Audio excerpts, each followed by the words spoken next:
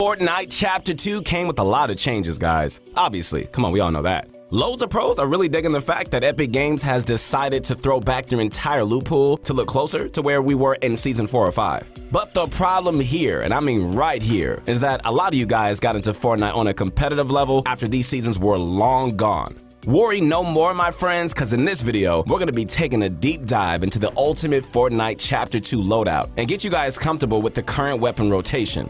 Are you ready to break out this season? Because you're not going to break out if you don't believe it. You got to believe it first. If you believe in yourself, I'm telling you, you're going to do things that you've never done before, okay? So lift up your spirits. You're going to have a great year, a great season, not only in this game, but also in life. Connect with me as soon as you can on my Instagram. I want to post up videos to encourage you guys to be the best that you can be, that nothing can stop you if you just continue to just keep going forward, okay? I'm ready to roll. I'm ready to give you guys the do's and don'ts for what your inventory should consist of in Chapter 2. First and foremost, we absolutely, positively, gotta talk about shotguns first. Yes, sir. This game and competitive loadout revolves around a solid shotgun to carry you through close quarter combat. For me personally, if I didn't have a shotgun in my inventory, I'd be a complete mess. I'd be pulling all my hair out. Well, I don't really have a lot of hair, but if I did have hair, it'd be all out of my head, I'm telling you. Seriously. It's hands down the most important weapon, and we wouldn't be serving any justice if we didn't talk about shotguns first, and then work our way down.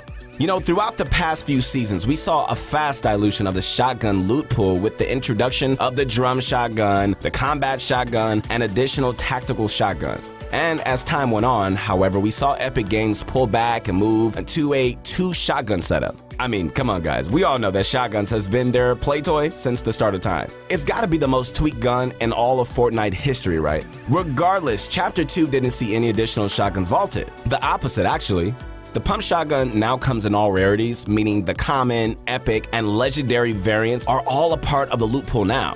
The twist is they adjusted the damage for each rarity. The green and blue pumps, okay, which used to do 90 and 100 damage respectively, now do 80 and 90. The common pump is basically a peewee gun at this point that only does 70 damage to the body. In line with this new damage scale, the epic and legendary pumps also got a slight nerf in contrast to when they were first introduced to the game. They do 100 and 110 damage, still pretty decent, all things considered, okay? While on the other hand, the alternative tac shotgun is basically untouched. All variants from common to legendary are still in the game, and as far as we know, the damage and headshot multipliers were left untouched. The fact that Epic didn't make any changes to the tac shotgun is actually an indirect buff because given the fact that its only competitor, the pump, just got weaker. I personally think that this is Epic pushing the philosophy that multiple playstyles could be successful, and they're doing it in a way that's just not so drastic. Buffs to the tac from a previous season combined with a small pump nerf this season, come on now, and I legitimately believe that the tac can become a viable strategy. If you see a gold tac versus a gray pump, or vice versa, the choice is pretty simple. But when you are met with a blue pump versus a blue tac or something very similar to that, your choice is going to be heavily reliant on your playstyle.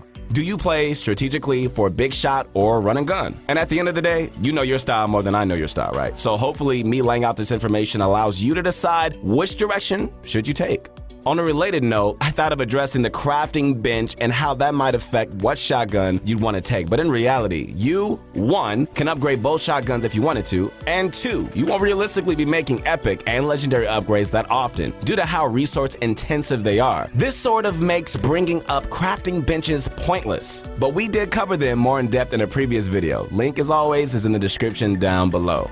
Since we've just about gone through everything you need to know about shotguns, it's time to address the shotgun's biggest sidekick. You already know who that is, ladies and gentlemen, none other than the submachine gun.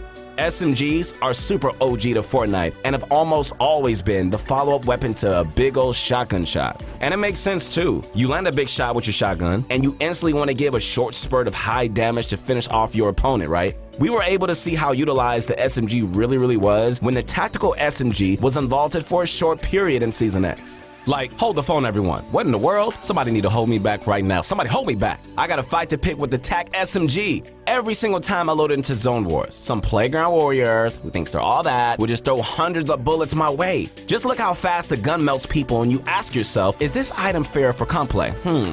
With the fact that turbo build delay was increased to 0.15 seconds, removing this item was definitely the right play. So, to go full circle to my point, remember how I just said that SMGs have almost always been a part of your standard loadout? Yeah, well, there was a small period of time where SMGs had very little dominance. You might be thinking, like, when was that? Okay, well, this is back in the middling seasons where there were limited options when it came to types of SMGs. Think seasons 4 through 7, that kind of time.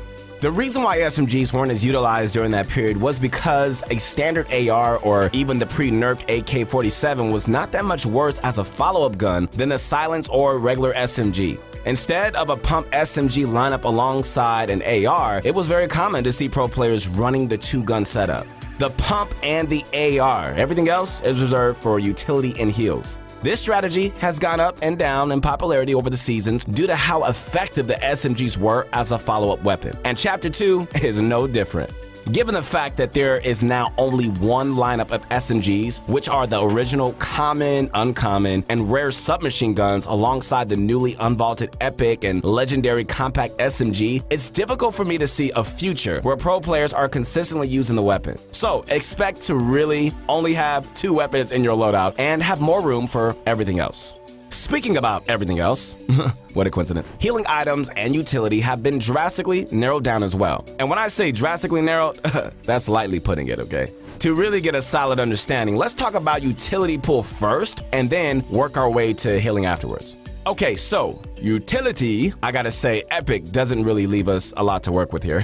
They actually vaulted basically every utility item except grenades, which were left unchanged. Stink bombs? Nah, sorry. What about shield bubbles? Sorry, gone. How about shockwaves? Don't think so. All gone. The only thing that actually resembles utility is the RPG, which now spawn in all rarities from common to legendary. They do between 70 and 130 damage and are admittedly much more common than in the past. The point that I'm really trying to get to here, what is your point? Good question. Is that you really won't have to worry about utility slots anymore because, well, there really isn't any. Kind of awkward. If I were you, I'd reserve one inventory slot maximum between either an RPG or grenades, depending on what RNG decides to give you. Even then, I can make an argument that Chapter 2 will be completely viable with no utility at all. That is, if Epic doesn't bring it all back in next week's patch notes.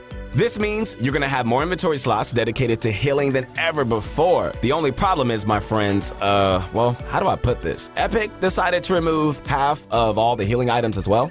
We are really gonna be bare bones with this one, you guys. No more chug splashes, slurps, or chug jugs. The only healing items are bandages, okay? Med kits, small pots, and big pots. They also added a new item in the game, kinda looks like a machine gun, but it only heals your teammates and yourself. It's called the Bandage Bazooka. Now, the Bandage Bazooka actually looks kinda sick. I'm not even gonna lie about this. It has unlimited uses and acts like a chug splash for white health only. 15 health per teammate in the splash zone with 5 charges every 20 seconds. Woo. The only downside is that it takes up 2 inventory slots. Yeesh. Which means it's not even viable for a solo game mode. But for like a squad game mode, well, this is perfect for that. Unlimited white healing for an entire squad? 2 inventory slots seems quite generous. Regardless, you're much more restricted in terms of what healing items you can hold. I guess it's gonna make your decision much easier if you wanna have a positive attitude about it. You know, back in the earlier seasons when healing options were quite similar to this, mini pots were king back then.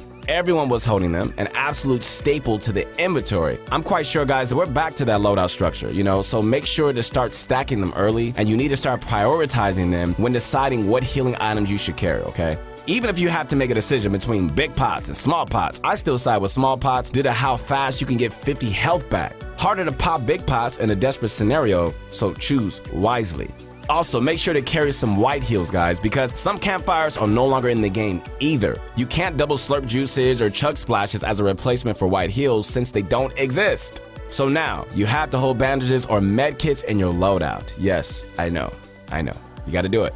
This applies doubly for a team-based game mode, squads. So let's cover everything one more time and really put the picture together, okay? First off, the shotgun dynamic has shifted every season, and Chapter 2 is no different. Know that you're playing at a severe disadvantage with low-tier pumps, okay? And switching it up by picking up a tac shotgun once in a while is a solid choice. Additionally, the submachine gun is not completely essential to your loadout, like previous seasons, you know? Using your AR as a follow-up spam weapon won't put you at much of a disadvantage compared to using this strategy in Season 10. Finally, make sure to utilize that extra inventory space on healing items. Minis are always going to be king with this limited loot pool, okay? But you will have to hold bandages or a med kit due to the fact that those are the only types of white healing in the game right now. The only exception is if you're playing squads, then you can carry the bandage bazooka. That's really what it comes down to every single season, you know, the meta, the loot pool changes. That's just how Epic rolls to keep the content fresh. My goal is to take the changes and let you know what your loadout needs to consist of to be at peak efficiency all the time. Anyways, guys, I hope you enjoyed this video. Once again, this is the Motivation Guy. That's right, your friend, the one and only Keith Allen. Make sure to follow me on my Instagram. I'm posting up vids to inspire you to be the best that you can be, not only in this game, but also in life.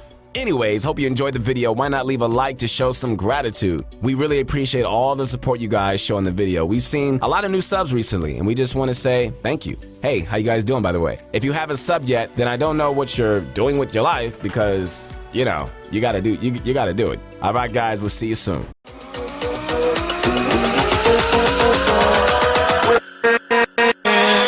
With